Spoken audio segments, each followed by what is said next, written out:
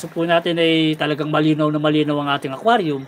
So kaya minsan tinatanggal po natin yung mga nakikita natin maraming lumot na, especially yung mga dumidikit na po sa salamin. Medyo marami na po sa salamin niya, kaya kung mapapansin nyo parang yellowish. Ano natin pinaka-natural color po ng ano. Kasi sa filter po yan kaya yellowish. Ito yung original. Yan. Yan po ang original original talagang ng camera. Kung makikita nyo, ganyan po kalinaw ang tubig natin. Kaya masasabi natin na talagang i-center natin yung ating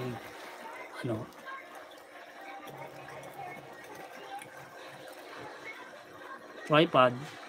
Yan. Same time po muna natin ng konti. Yan. Para nakikita nyo po yung pagkain ng ating mga fishes sa taas. Oh.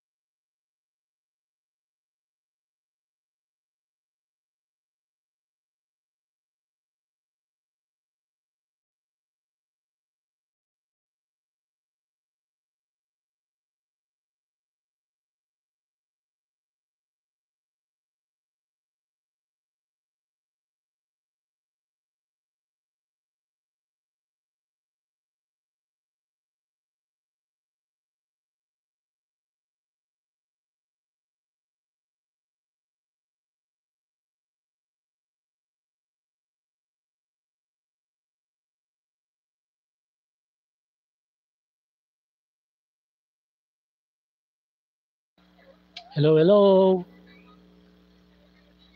Ayan, hello. Kung okay, hindi ganong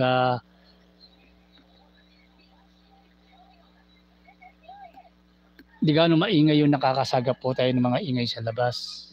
Siyempre, iniawasan po natin yung para medyo malino po ang dating ng boses natin pagka nagla-livestream tayo. At sa mga mga magbi-visit po sa ating sa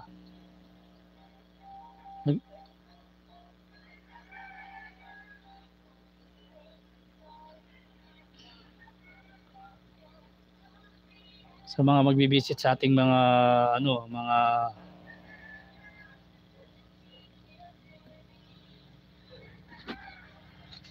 panigurado yung panigurado yung po yung play nyo.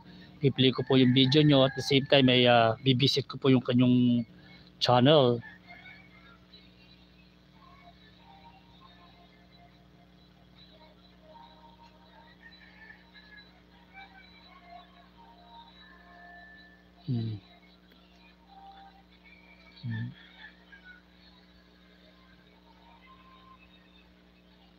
At kung tinatanong nyo kung